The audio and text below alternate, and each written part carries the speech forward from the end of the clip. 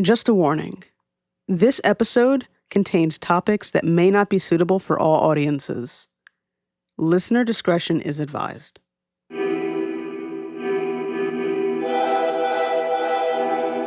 Hi, everybody. I'm Zoe. And I'm Chandi. And this is Bound by the Cloak.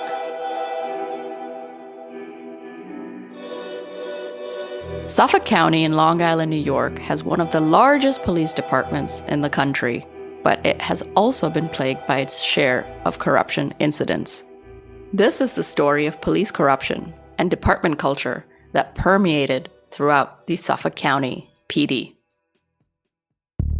Today on the podcast, our guest is Gus Garcia-Roberts, investigative journalist and author of Jimmy the King, Murder, Vice, and the Reign of a Dirty Cop. With Gus, we're exploring the roots of this corruption, the cultural challenges within the police force, and the ongoing efforts to bring accountability and reform. We get a glimpse into the world of police corruption. Hi, Gus. How are you doing today? Good. What about you? Good. Who is Jimmy Burke, and why did you want to write a book about him? Jimmy Burke was from 2012 through late 2015. He was the chief of department of the Suffolk County Police Department, which is one of the largest jurisdictions in the United States. It's out in eastern Long Island, a suburb of New York City. And he was wildly corrupt. The way that I first learned about him was I was at Newsday, which is the newspaper in Long Island. I was an investigative reporter out there for several years.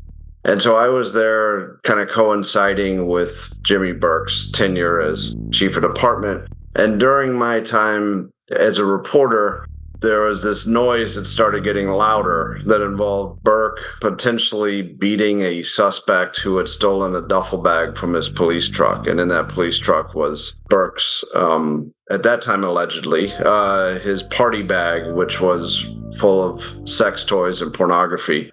And so apparently he was embarrassed and angry that this had been stolen and tracked down the suspect who had stolen it and beat him with the help of police detectives. So that happened while I was at Newsday, and while I was at Newsday, he was indicted and left office and pleaded guilty. And it was almost like an interesting news item, I suppose, but I didn't find it to be. I never thought book about it.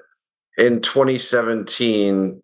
I actually happened to move to LA to take a job at the LA Times. And while I was in LA, I heard that the news that his longtime kind of rabbi in the law enforcement system, a guy named Tom Spoda, who was the DA and had been a powerful figure in Suffolk County for years, was himself indicted for helping Burke trying to cover that crime up from the feds. And so that kind of struck me as interesting. And when I learned more, I sort of learned that the feds had a plan to kind of show that the entire county was run, like a criminal organization under Burke and Spoda. And the whole time that I was working in Long Island, I was looking for a way to write about how that county, where the cops are extremely highly paid from both both the county departments, Nassau and Suffolk, which make up Long Island, and all those cops live in Long Island, and then also about a quarter of NYPD cops live in Long Island, and so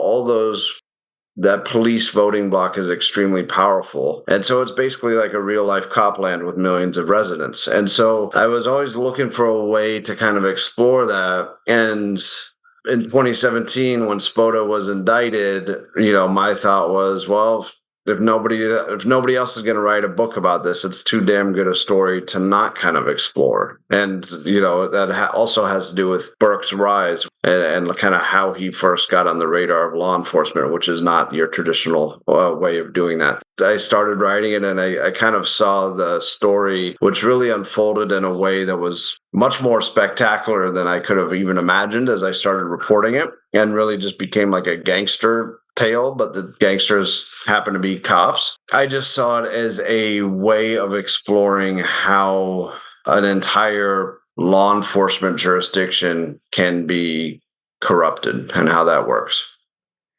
I think in order to really understand Jimmy Burke, you kind of have to go to the beginning when he was young, an adolescent, teenager, preteen, and those years, to kind of fully get an understanding of how he wound up where he was. You wrote about that in the book. So if you could just kind of go through that.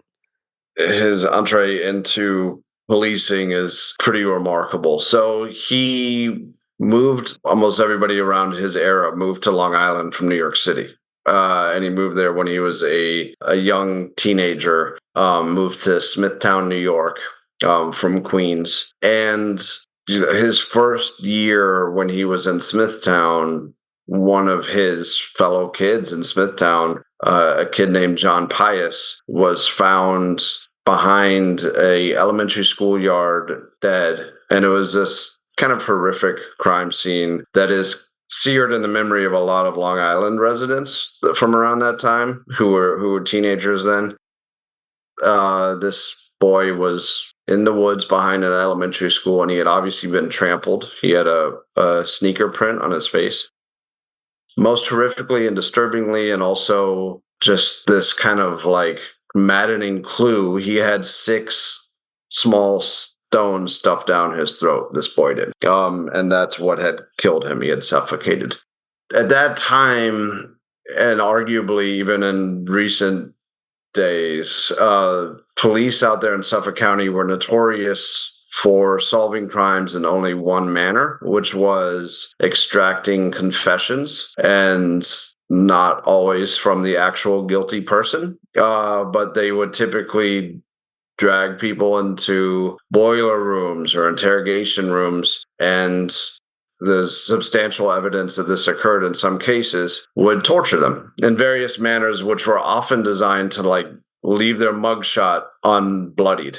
These guys were very good at what they did. And so after Johnny Pius was murdered, there was a big uproar in Suffolk County, because these are kind of like young suburbs where these kind of horrific crimes weren't supposed to occur. That's what brought a lot of people from New York City, was that these were supposed to be these bucolic, peaceful suburbs free of crime. And so, there was a giant push on Long Island to catch whoever did this. And the prosecutor on the case was a young man at the time named Tom Spoda. He was a young prosecutor. He had previously made his name as the prosecutor or a prosecutor on the Amityville slaying case, which is kind of the famous case. In Amityville, another town out there in Suffolk County, a disturbed young man killed his entire family. It became, this franchise of horror movies.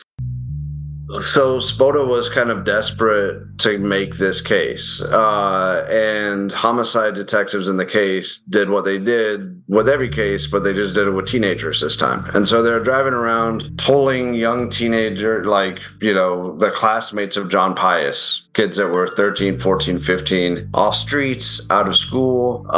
They were bringing them to their interrogation rooms, separating, not allowing them to have lawyers. Their parents often thought that they had been kidnapped because they did not tell the parents that they had these kids, and just keeping them there for hours until they confessed, which almost happened in many cases with these kids, and did happen with a kid named Peter Carterero, who was basically like the most unlikely kid in Smithtown to have brutally murdered another kid. He was a literal Boy Scout, never been in trouble before, but after several hours of being separated from his family, not being allowed to see a lawyer, essentially being told what to say by detectives, he did so. And he told them the story that they wanted, that he and 3 others had killed Johnny Pius. They had done it because Johnny Pius had seen one of them steal a mini bike, and they didn't want Johnny Pius to be a witness, apparently, to this theft of like a $5,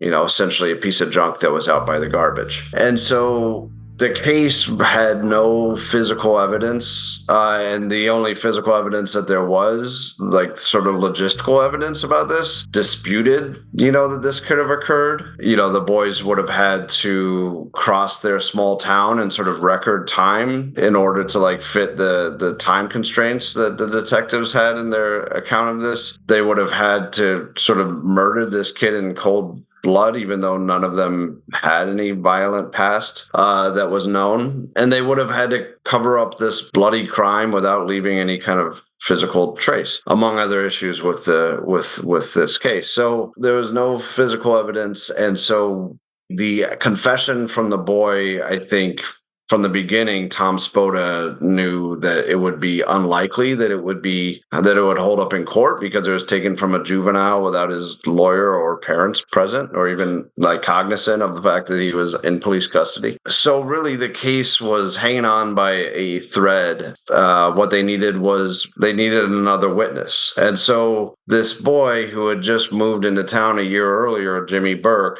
kind of emerges as that witness. He testifies against his friends, who were these 4 boys who were accused of it. A couple of them were his good friends, and others were friends of friends. And so he testifies against them, and took me a while, but I got transcripts of all of his testimony, or for the most part, all of his testimony in these trials. And as I'm reading it, it's stunning how, depending on who is on trial, because the boys were tried separately, and also like the trials ended up lasting for decades because of successful appeals and retrials. His story shifts, depending on who needs to be convicted. And at times it gets so blatant that like Burke's things that he said, one boy said in one trial, he now says another boy says in the other trial.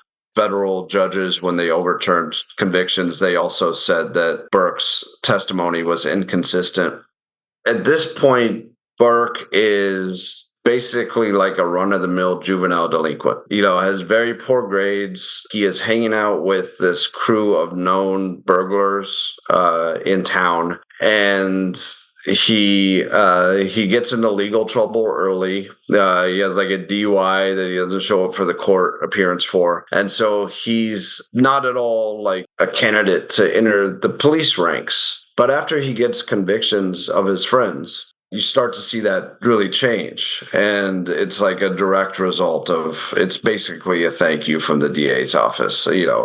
It's so explicit in one case, when he applied to be a police officer for the NYPD, police departments do very rigorous background checks, obviously. And, they turned up that he had this court appearance that he had not shown up for his DUI. And he got a letter from one of the John Pius prosecutors, Tom Spota's colleague, basically saying, please excuse that he did not show up for his court appearance. He was testifying in an important matter, implying that it was the John Pius case. But in fact, he did not testify in any John Pius court appearances that day. And even when he testified in court and was asked about missing that appearance, he said, I had a roofing job to do that day. So it seemed quite clear to me that this prosecutor was fibbing in order to do him a solid and get him a job in the PD. So he ends up getting a job at the NYPD. And within a year, he's able to get a job at Suffolk County Police Department. And Suffolk County, anybody who's familiar with kind of the salaries of policing, Suffolk County is basically like hitting the lottery because it's the highest paid police department in the country, or one of the very top. And so then he sort of starts this ascent through the police department that really should not have ever been possible, except for that he was done this favor for testifying dubiously in this murder case and arguably getting his 4 buddies locked up wrongfully for decades. I'm from the Midwest, and I've been living here in the tri-state area for 10 years now. And cop culture or law enforcement culture here is quite different than other parts of the country that I've seen. So just to even dig deeper, What is cop or law enforcement culture like in Long Island? You were talking about 25% of cops who work in New York City live on Long Island. This is a phenomenon that exists throughout the country, is stronger in New York and the strongest in Long Island and probably the strongest in Suffolk County, which is the cops are kind of political kingmakers.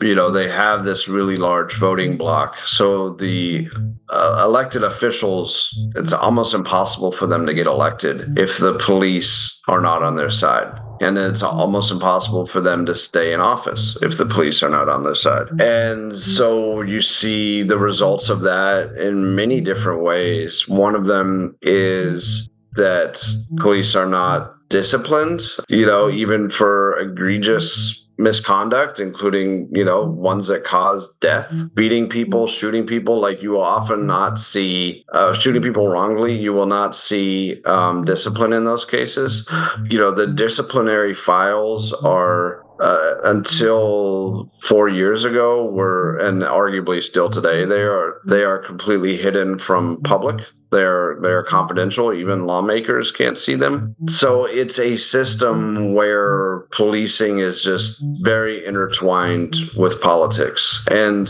example of this, and this is the reason why I sort of thought Jimmy Burke was such an interesting guy to write a book about, because you see all the examples in his rise. And so, Jimmy Burke essentially made himself chief of department because he was so good at figuring out how to play politics. And eventually in his police career, he becomes Tom Spoda's elected DA, and Burke plays a big role in that by essentially becoming what people in Spoda's campaign called Jimmy the Whip, in which he gets police officers to vote for Spoda and vote absentee for him. And he sort of arguably goes around election law at the time by going to officers and having them cast absentee ballots long before the election.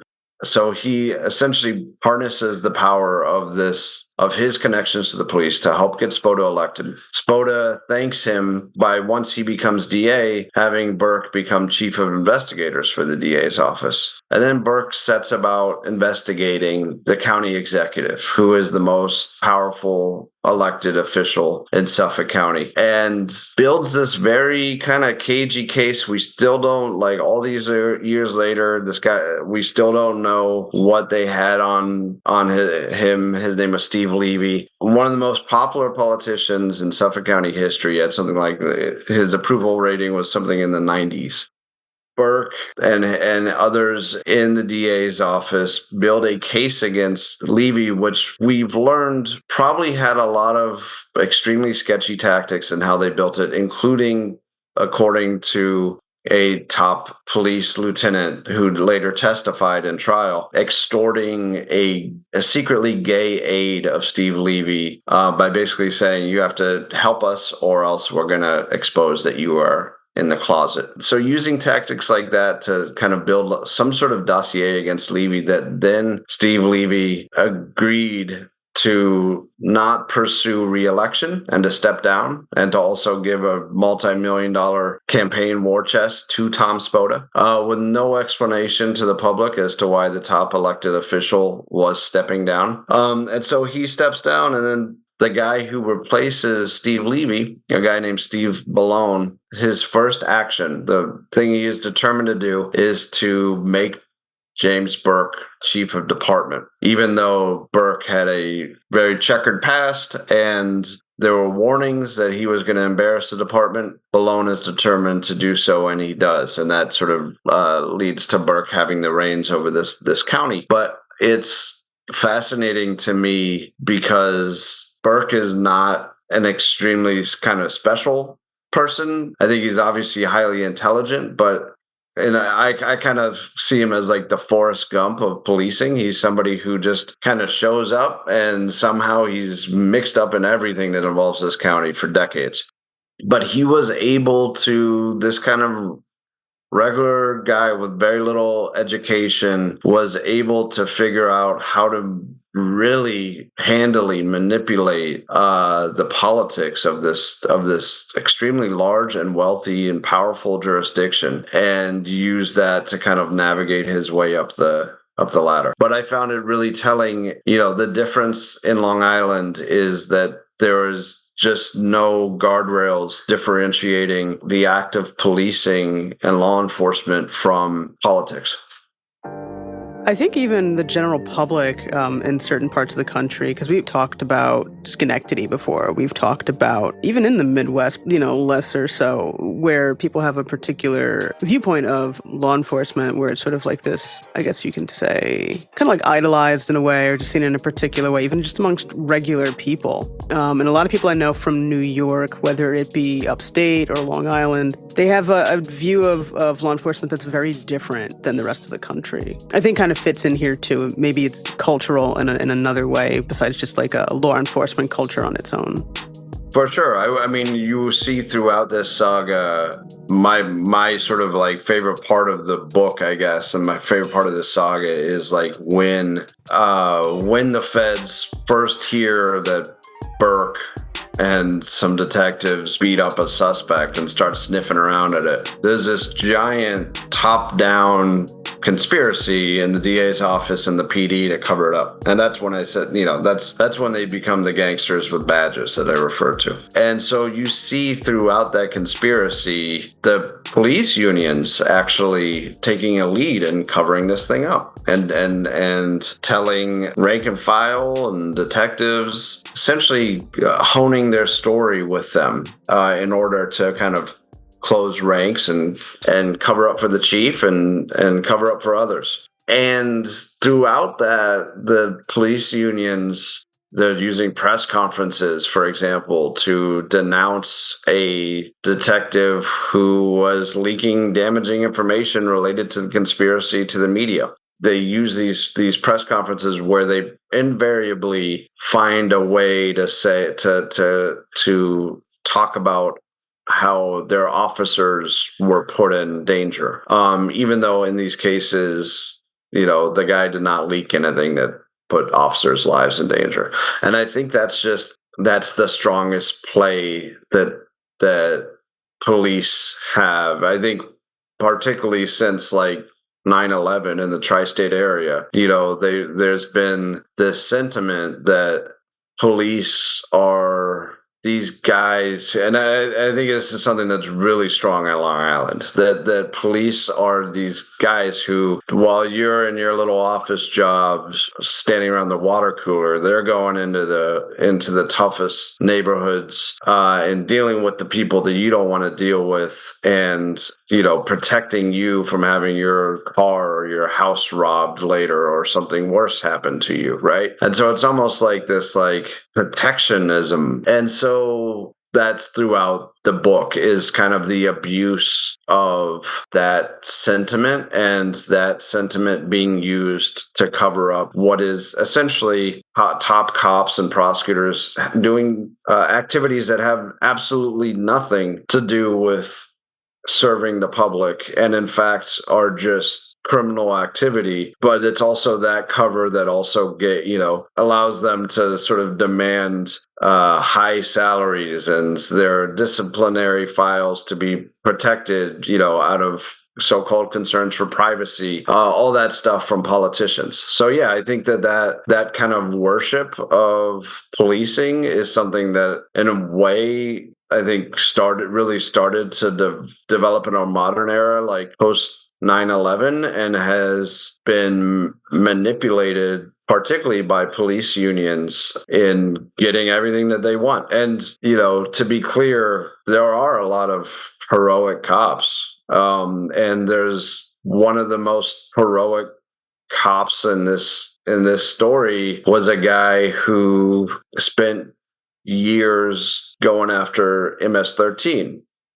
which is a Salvadorian gang that was sort of running rampant in Long Island and still is. And he was a guy who was a native Spanish speaker, and he risked his life regularly. He was on a hit list by MS-13. And this guy was the guy who Jimmy Burke wanted prosecuted because he thought that Burke's actions were essentially putting on the back burner these very important murder cases and allowing murderers to run rampant on Long Island, killing Hispanic victims.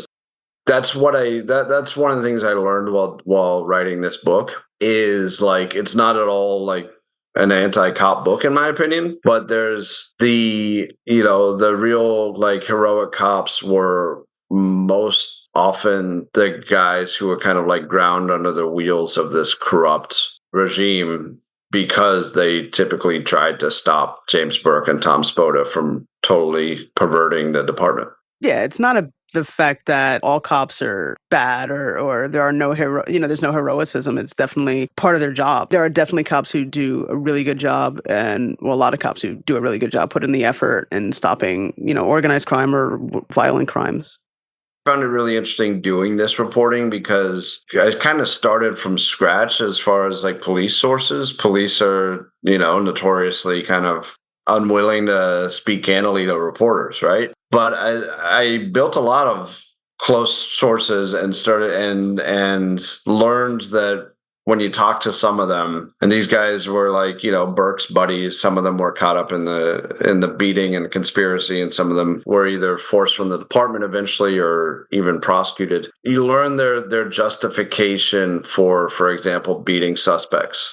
And that when they speak candidly about that, they aren't ashamed at all of that. And they think, the reason why we beat suspects is because we are out on the streets risking our lives and things get really messy. And sometimes guys won't confess even though we know they did it. So we're going to get that confession out of them. And so, and I thought it was just stunning to kind of see that there's really no regret among some police about that kind of conduct. And there's no sort of deep contemplation about the fact that leads to like wrongful convictions also. And, one of the fascinating things threads that I thought was in this book was the idea that, you sort of started with the John Pius murder where you had a kid in an interrogation room and cops going around the rules, just trying to get a confession out of this kid, and they do, and then enter Burke, and that's the beginning of Burke's story. And that's sort of how he learned to be a cop.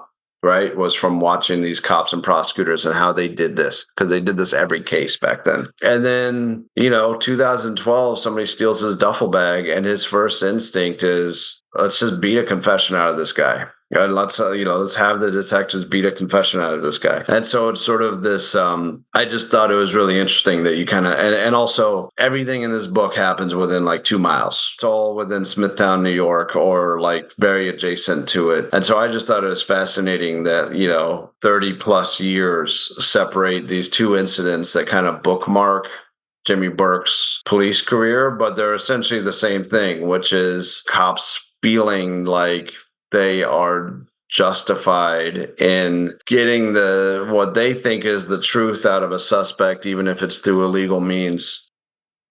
Yeah, I think it's like because they're in their own little bubble, their world, and that's how they function. Like they don't have that outside perspective, like, but wait, like if you can actually see what you're doing, this can maybe say that this might be a problem. But I think because they're just so insular, it's just kind of how they operate. And that, like you said, that's how Burke learned. So that's what he's going to do. It's complete confidence. Like, for example, in the Pius case, it's complete confidence in sort of your decision-making and your hunches. And it's sort of like, I like this kid for it. Let's get the confession out of him. It's not what does the evidence lead you to, in the end. And you invariably see in a lot of these cases where they will get a confession and then the evidence points directly at somebody else. And then they're in a jam. And typically they'll then, in some cases in Suffolk County, they've covered up that exculpatory evidence. It's just trusting that they know the criminal mind back and forth, and that they are the ones who can determine just from glancing at somebody or maybe a short conversation that this guy did it. And I'm sure we'll get into the Long Island serial killing case, but it sort of made for a perfectly terrible jurisdiction for that to occur, because that was a case where you actually needed a lot of data, forensics, and high-tech policing, and you can't really solve that case by just beating up somebody in an interrogation room. How is Jimmy Burke connected to the Long Island serial case? How does he tie into all of this? The timing of the case really coincides, I think, disastrously for the Long Island serial killer case with Burke's rise to power. The first bodies are discovered in 2010, and then over the course of that following year, and Burke takes office January 1st, 2012, and he takes office just weeks after Shannan Gilbert's body. And Shannan Gilbert, for those who don't know, is a woman who according to police, she ran into a marsh on the south side of Long Island, and it led to the discovery of 10 other bodies also on the south shore of Long Island, close proximity to her. Long Island is comprised of several municipalities: North Shore, South Shore, North Fork, South Fork, Barrier Islands, and Long Island Sound. The southern coastlines of Suffolk and Nassau counties are part of what's referred to as the South Shore. There are many communities that make up the South Shore, some of which include Amityville, Babylon, Levittown, Massapequa, Central Islip, and even Gilgo Beach. Shannan Gilbert went missing on May 1st of 2010. She disappeared after seeing a client she met on Craigslist in Oak Beach, Long Island. That night, Shannan made a haunting 911 call in which she mentioned that someone was after her. Her disappearance and search led to the discovery of many bodies along Long Island's South Shore, including the Gilgo Beach Four. Burke takes office shortly after Shannan Gilbert's body is also discovered. And so you kind of have this really kind of formative period right when Burke takes office in this investigation. And Burke was a kind of notoriously vindictive character where, when a chief of department in this jurisdiction takes office, typically, it's not unusual for them to fire the heads of the other departments, such as like the chief of detectives, and sort of replace them with their own handpicked police executive types. In this case, Burke rushed that job, and he did it just so that those guys, those sort of like top cops who had all been in the department for like 30 years, so that they would not accrue another year of pension. He wanted them all out December 31st, 2011. And that included the chief of detectives, who was the guy who was overseeing the Long Island serial killer case, as well as his actual detectives who were, on the case. They were all ushered out without even a debrief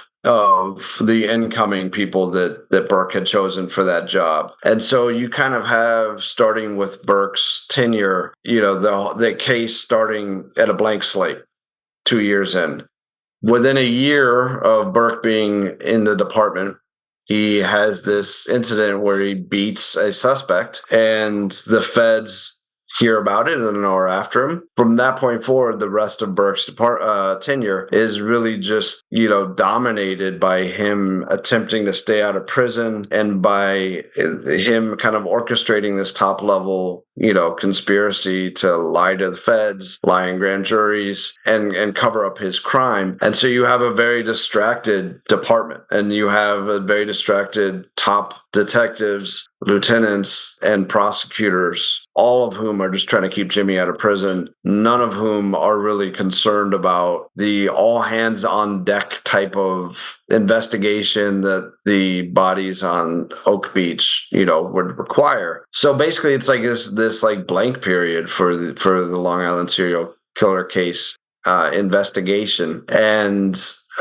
he finally leaves in late 2015. And I think when he left, when he left office, the commissioner who served alongside him, called him the greatest police officer that Suffolk County had ever seen. He was still this guy that cops were really standing by. I think that they thought he was railroaded, like what I was saying before. I think cops can very easily justify a beating in a interrogation room, especially of the guy who was beaten in this case, who was like a heroin addict who was stealing stuff from cars. Cops aren't losing sleep over that, honestly.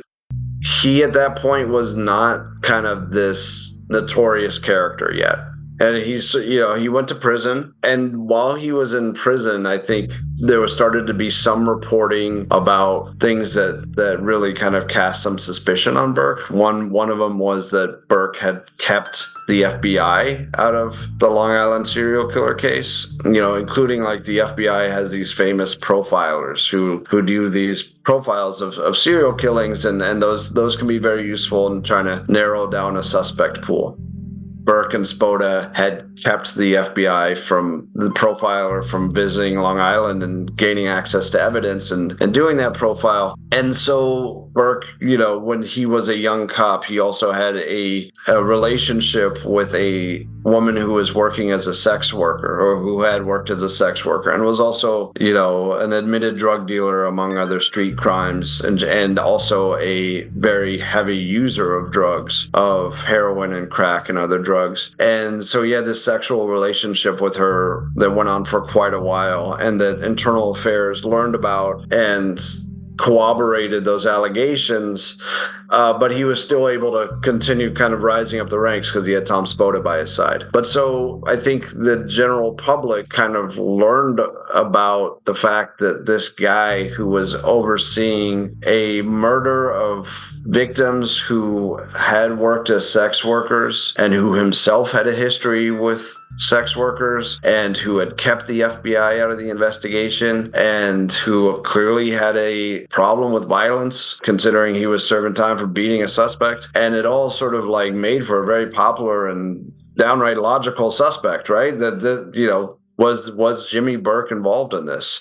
And so it kind of started as almost like a grassroots suspicion. Like I think there was a truck that people took pictures of where somebody had spray painted on the back of the truck, Burke killed the Gilgo girls. And that photo kind of spread around in text threads throughout Suffolk County. And it grew from there. And then, there was a very popular podcast that's still on the air that was largely based on the suspicion that Burke had a hand in these murders, or at least covering them up intentionally. And 48 Hours had an episode that was essentially about that. And so by the time he got out of prison, he had gone from kind of being this minor news story, I feel like, to being like the popular suspect of the Long Island serial killing case. And so when I was writing the book, I knew I had to kind of tackle that. Was there any there as far as Burke? And what I saw was that there was no publicly available evidence at all that tied Burke,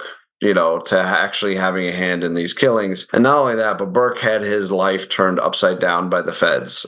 I believed that in doing so, if Burke was systematically killing women and disposing of their remains on the South Shore of Long Island, the federal government would have caught some whiff of that also.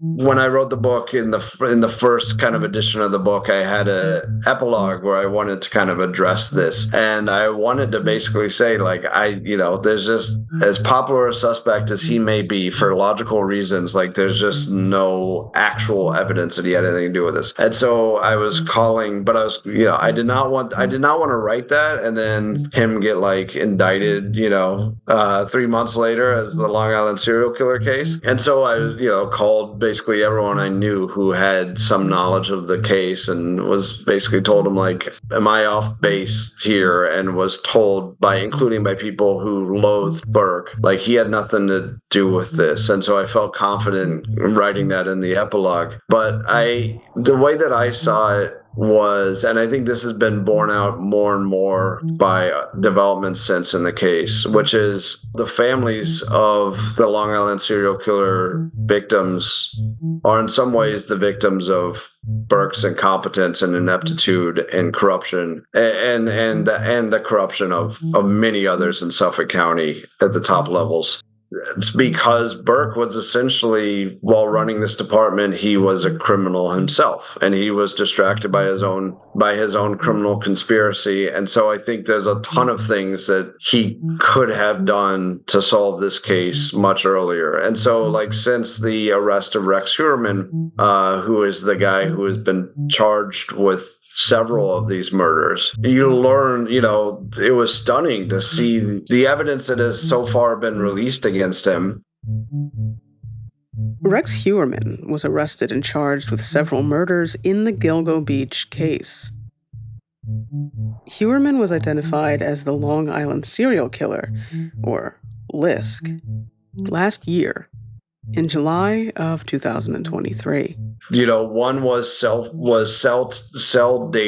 phone data, which showed via phones that were used by the killer that this guy, that the killer likely lived in Massapequa Park and traveled to Midtown Manhattan, and that there was witness reports in which witnesses said that the guy who was last seen with these victims was driving a Chevy Avalanche. And those pieces of evidence combined are what essentially led police to Rex Heuermann this time around in the last couple of years.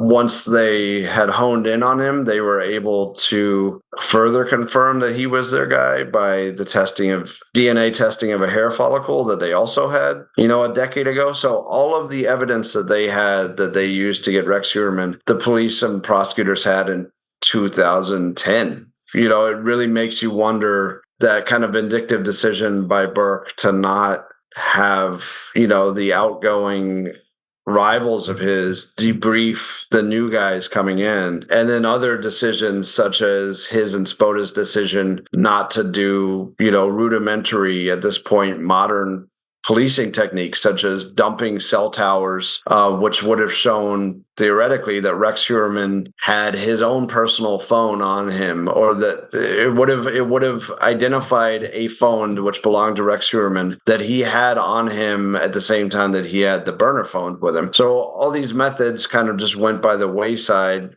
I wrote in the new epilogue for the book that was just published as a paperback, which was, for years, I thought, this guy must be a mastermind, the Long Island serial killer, right? Because he's able to evade detection for so many years. And I think that's kind of why people thought, it must be a cop. It must be somebody really powerful. Because how else are you able to get away with it for so long? But I think all these kind of revelations since then have actually shown that Rex Heuermann, if he is indeed the guy, he was actually pretty sloppy, and he made a lot of mistakes, and he was, vengeful, and he allowed himself to be seen by witnesses, and he drove an easily identified car, and he used his own burner phones became like a detection tool against him. What I write in the book is that the only truly smart thing he did was dumping most of the bodies in a completely incompetent jurisdiction.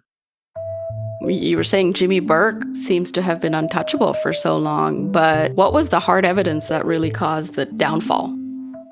So, well, for years, the feds pursued him, and cops all up and down the ranks, from cops who were at the various scenes at the day of the beating, because it was in a police precinct in broad daylight, it was 10 o'clock in the morning or something, and there was tons of cops in the precinct, and so cops who happened to be there that day, to detectives who were involved in the beating, they all just lied to the feds. Some testified in open court, perjured themselves, some in grand juries. And so with the help of the police unions, they were actually able to defeat the feds, and the feds closed the case. And Jimmy Burke would have gotten away with it. But Burke has this thing where he his only speed is he knows how to escalate. And so I think instead of saying, whoa, thank God I did that. Let me just get back to police work and maybe stop beating as many people in broad daylight. He instead, feeling kind of liberated from that case, there was a detective who, like I said, his name was John Oliva, the MS-13 investigator who had been leaking information about him to Newsday. And shortly after the feds closed the first investigation, Burke held a meeting with his top honchos, and he said, "It's time to fuck John Oliva." John Oliva is a former Suffolk County Police Department detective. He had been arrested and charged with grand larceny, computer trespass, and official misconduct back in 2014. These charges arose from an investigation into police officers leaking information to the media. Due to the fact that Oliva's prosecution largely stemmed from the retaliation of Burke, Spoda, and McPartland, his conviction was later vacated in 2021, and he received compensation in 2022 in the amount of $1.5 million. And it basically became a new all-hands-on-deck mission to take down this quite competent MS-13 investigator because he had become Jimmy Burke's enemy. And so that one of the things that was involved in that quest was removing Oliva and other top very competent detectives from, life and death kind of appointments with federal agents in task forces where they're investigating, primarily MS-13 murders. And they then set up a wiretap on Oliva to get all of his to monitor all of his phone calls. And so they have like 24/7 monitoring of John Oliva. They, have Spanish interpreters on the calls. It's really just this very resource-heavy investigation, which is allegedly to figure out, if Oliva is leaking to Newsday. And of course, it's under the auspices of we need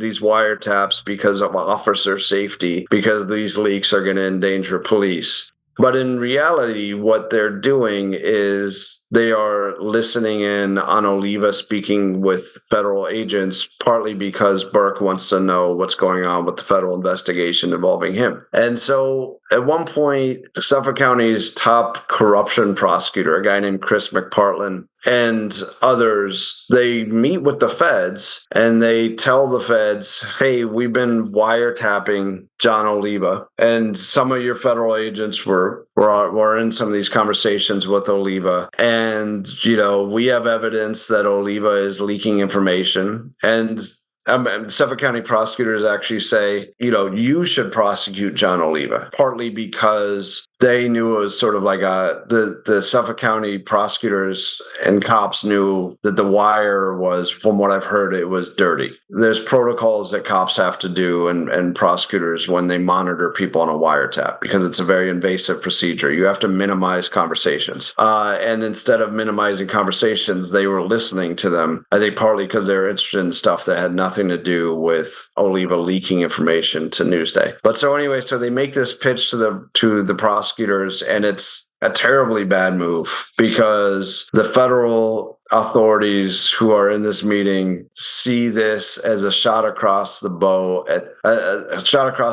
themselves. The way that the feds see it, John Oliva is this guy who is saving lives and is helping both federal and state and local authorities actually catch murderers, MS-13 murderers, regularly. And so it seems like this. It seems like this moment where, and the biggest problem for the Suffolk County authorities in this meeting is that the top federal prosecutor in that district happens to be there in Long Island, even though she works in New York City. She happens to be in Long Island for that meeting. She happened to, apparently she was in town and she said, I'll join this meeting. And her name is Loretta Lynch. And she then, after that, is appointed by Barack Obama to be Attorney General of the United States. And so she essentially becomes the top law enforcement official in the country. And all indications are there's a trickle-down mandate to root out, these criminals in Suffolk County. And so I think it was really the audacity of trying to get the feds to prosecute this guy on their own grudge that was their undoing. And from that point, the feds start offering to detectives that were involved in the beating things that they weren't offering before, such as immunity. And so for a while, the cops hold strong still, and they're not, they're not cooperating, but it really becomes this kind of wild situation where a lot of the meetings take place at like their daughters' like lacrosse games and stuff. Most of these guys are like suburban dads. And so, there's a lot of like cagey meetings and wondering if people are like wearing wires and stuff. And it's all taking place like on the sidelines of a lacrosse game. Eventually, one of the detectives decides that he's going to cooperate, and he tells the truth in a federal grand jury. There's this amazing moment where after like the first domino has fallen, and it's becoming quite clear that Burke is going to be indicted because people are actually finally starting to cooperate against him, where Burke is forced out of office by the county executive who he helped get in place in power. But the county executive does him a solid when he's firing him, which is, even though at this point the county executive, Steve Ballone, knows that Burke beat a suspect and that he then orchestrated this top-level cover-up, he still says, but you don't have to leave immediately. You can stay in office 2 weeks just to get your pension right. And Burke still receives a $145,000 pension a year. And so Burke is, at that point, he's been sort of deposed from office, and his right-hand lieutenant, a guy named James Hickey, who went by Ratman, that's like what people on the street called him because he looked a lot like a rat. And he also, throughout this conspiracy, was planning on ratting. Throughout this conspiracy, he was writing in his calendar little codes to himself when things in the conspiracy happened, which he later explained he did because once the conspiracy unraveled, he wanted something that he could give to the feds to get himself out of trouble. James Hickey, known as Ratman, is a former Suffolk County Police lieutenant that wound up testifying against James Burke, McPartland, and eventually against Suffolk County District Attorney Thomas Spota. In 2016, he pleaded guilty to one count of conspiracy to obstruct justice in connection with the cover-up. James Hickey receives this federal subpoena to go testify in the grand jury. And by now he knows everyone's cooperating. And so he is probably thinking, I'm going to finally tell the truth also. Hickey goes to the little office that belongs to his union, the union overseeing lieutenants, and he takes the subpoena. He drives straight there. He doesn't call anybody, and he takes the subpoena there and he tells them, "Hey, I received this." He wants to speak with a union lawyer. And then, as he's in the union office, who shows up to the office but Jimmy Burke? Jimmy Burke, at that point, no longer part of the department, but he has been informed by the attorneys at the union that Hickey is there. And they basically snitched on him. And it's just this mob movie moment where he comes, he has in his hand, he has this little timeline that he carried around that is like his version of events in which he didn't beat a suspect, printed out thing, which he just started carrying like a security blanket. But he shows up and he tells Jim Hickey, "Let's take a ride." And Hickey is, he later testified that he's afraid that Burke will kill him. So he says he doesn't want to get in the car with Burke. So he says, "I'll get in my car, you get in yours, you follow me, and we'll find a place to talk." And so they're driving around this kind of like sparse part of Long Island, and Hickey is trying to find a crowded place because he does not want to be killed. And he wants to have this conversation somewhere where there's witnesses. They end up at a parking lot. The only place like that is the Ground Round, which is like a budget steakhouse. And so they end up in the parking lot of the Ground Round. And Burke tells him, that he says, I'm fine doing a few years in prison playing cards with mobsters, referring to the fact that he knows he's going to go down. But you have to stay strong, referring to the fact that he knows that Tom Spoda and others who are implicated in the conspiracy could go down if Hickey wants them to, if Hickey cooperates. And so Hickey, in sort of true Ratman fashion, says, I got you, Jimmy. I'm going to stay strong. He then goes on like a family vacation to Miami, returns, and immediately testifies in the grand jury, against Burke, and becomes like the chief witness in this case against Jimmy Burke. And he basically becomes like the Sammy the Bull Gravano, where he's testifying in extreme detail over multiple days, with documentary evidence about this entire conspiracy that implicates Burke, Tom Spoda, Christopher McPartland, who is the corruption prosecutor, and all these other characters, including union bosses in Suffolk County. And he basically demolishes the Suffolk County law enforcement jurisdiction. With all of these people that you've kind of spoken to or talked to in the research, I'm curious and you've mentioned this, you've brought this up, like it can be of a mob mentality. So how did you kind of balance that with the risk for your own life? Sure. And there was definitely indications that, they would use quasi-legal methods to go after you. And if that didn't work, I don't think that there was any limit to what some of these guys were capable of. And luckily, it was a logistical nightmare trying to report this from Los Angeles. I was lucky because a lot of my sources were like on night shifts and stuff and working as cops. And so I could call them at, 11 p.m. my time and it's 2 a.m. their time, and they would pick up and talk for like an hour. But it was still very difficult to like do this via phone calls, a few reporting trips out to Long Island. But in another way, I was probably insulated by that, because unlike others who have reported on these guys, such as like my former colleague at Newsday, Tanya Lopez, who really played like a key role in exposing Burke from the very beginning, wrote the first stories about him being under federal investigation. She kept finding nails in her tires. And I think she felt in real fear of these guys. And whereas I did not, partly because I was across the country, but also, even when I was on reporting trips to Long Island, by then it was all really unraveling for them. And they were under, Burke had already served his time, was either in prison or had just gotten out of it. And Spoda was under federal investigation. And I think that they had much bigger fish to fry than the reporter who was working on a book about him. I never really felt in serious danger while reporting the book. What were some of the most challenging aspects of investigating and writing about Jimmy Burke's criminal activities and his rise to power? This guy was really cloaked in kind of official secrecy throughout his entire career. All of his disciplinary files were under seal, and trying to investigate, like, for example, the Johnny Pius case, was very difficult because these cases were 40 years old. And so it took a lot of doing to kind of like find, the transcripts and stuff like that.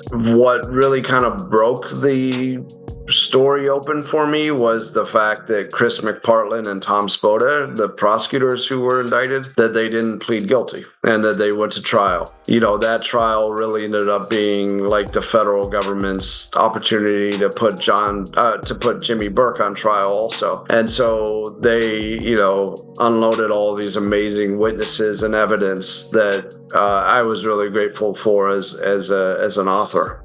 The most challenging part was most likely trying to pierce the secrecy of policing and trying to get cops to talk to me. Once I got one or two of them talking to me, I had the feeling that they did not want to be the only ones quoted in this book. If it turned out badly for them. And so they started getting their buddies calling me. And so like by the end, before it was published, I had the manuscript and my phone was ringing off the hook from former and current cops and prosecutors, all of whom sort of some of whom I never even reached out to. They reached out to me just to try to get their stories in there. And I think it was because they sensed the turning of the tide and sort of wanted to get out ahead of it. And in some cases, be a quote in this book that was trashing Jimmy Burke rather than kind of be portrayed as part of the problem. How did you get those like first initial officers to kind of open up to you? I think one of the first guys that I called was somebody who had written a letter supporting James Burke when he was being sentenced. And it was a guy whose letter just really caught my eye. He wrote it to the judge, sort of asking for leniency. And the letter was all about what I was talking about before, this kind of idea that like cops are out there being spat on. And now like we have to worry about like a federal case being brought against us for a prisoner being roughed up, somebody who was stealing from cars and stuff like that. It was a very full-throated defense of Jimmy Burke and the whole culture that birthed him. So I really wanted to chat with this guy. And that took a while.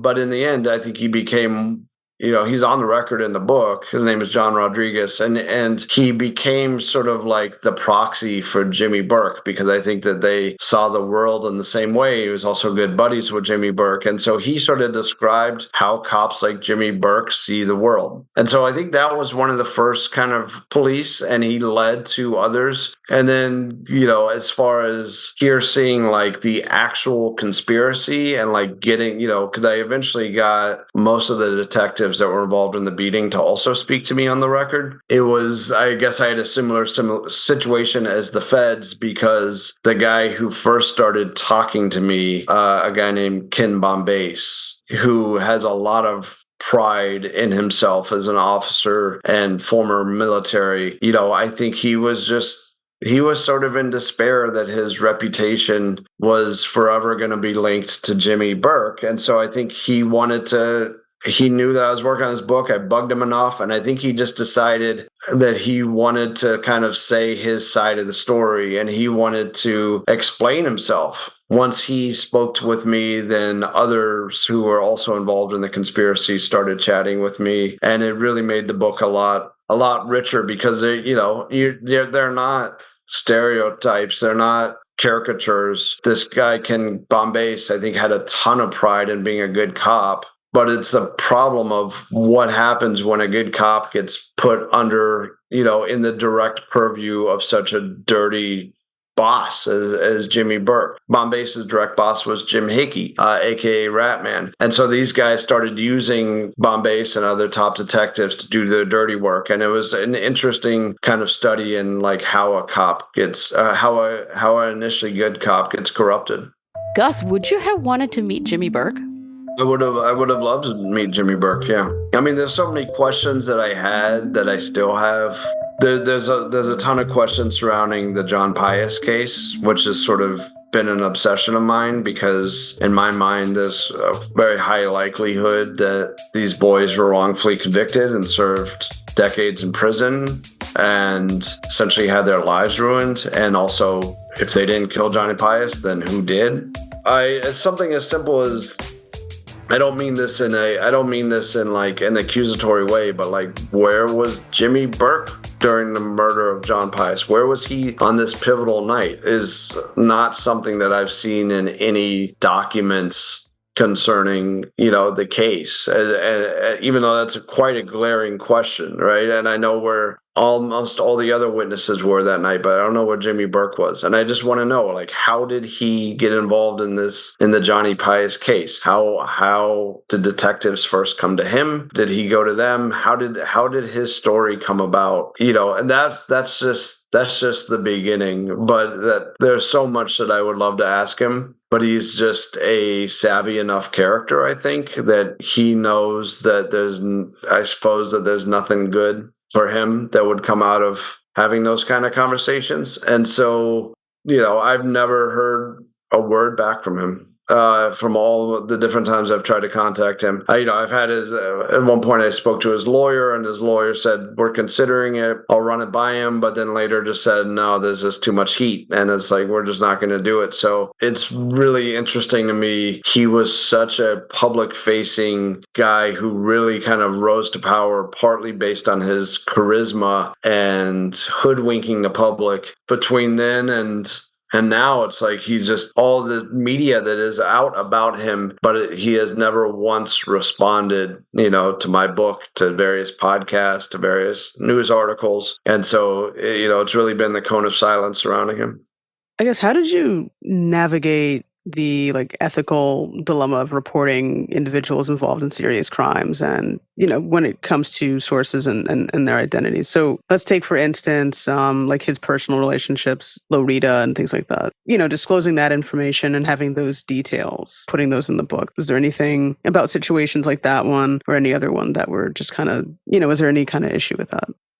Yeah, I try not to be salacious, right? And so it's sort of like you have to have a newsworthy reason to include everything, and you're not just, I was never intending to just embarrass Jimmy Burke throughout any of this. The fact of his very unique story is that all of his personal details are so enmeshed with the actual kind of newsworthy tale here, that includes his relationship with a convicted felon, Lolita Rickenbacker, which, is against department protocols. And there's also very serious allegations in that investigation, for example, that he was using drugs himself with her, that he was helping her shake down drug dealers. She told me that he was basically used as an enforcer against drug dealers who were her rival. And then you have the duffel bag full of sex toys, also embarrassing, also central to this story. And that just keeps coming up because he's somebody who I just think had no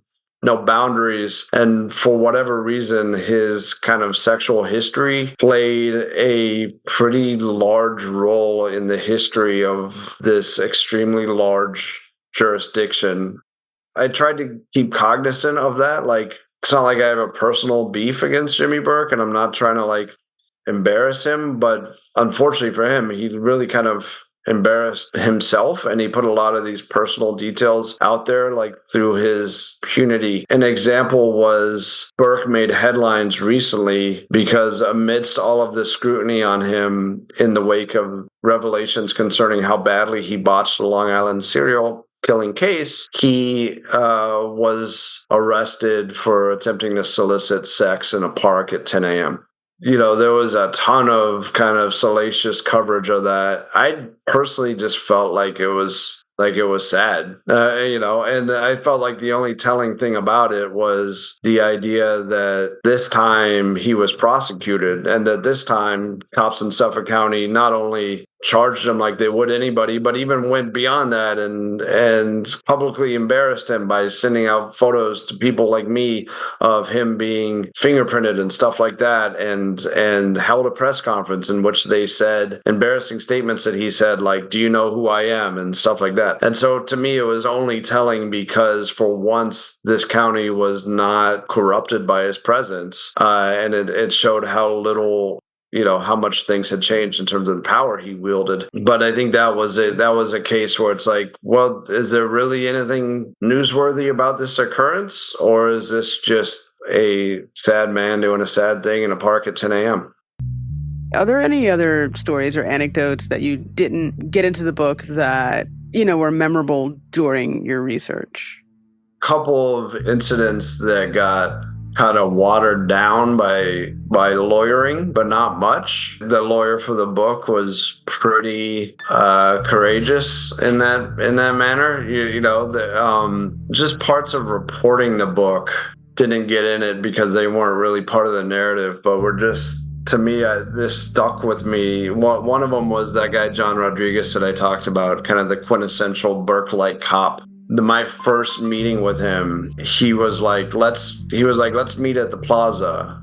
And I didn't know what he meant. And he meant the Plaza Hotel. And so he said, and so, because he said, sometimes I have business in the city and that's where I always go. And so I went to meet him at the Plaza Hotel. I was driving a rental car and I had a really hard time finding parking. And when I met him, I was like, how'd you find parking? Like, I was driving around forever. He was like, I just parked there. And he just pointed, and his car is like over his like little red sports car is like with like the horse carriages, because he's a cop and he just does what he wants. So he just parks like basically in the park. And then we're eating like yogurt and like $25 yogurt and granola, and he's talking about his rationale for roughing up suspects in the interrogation room.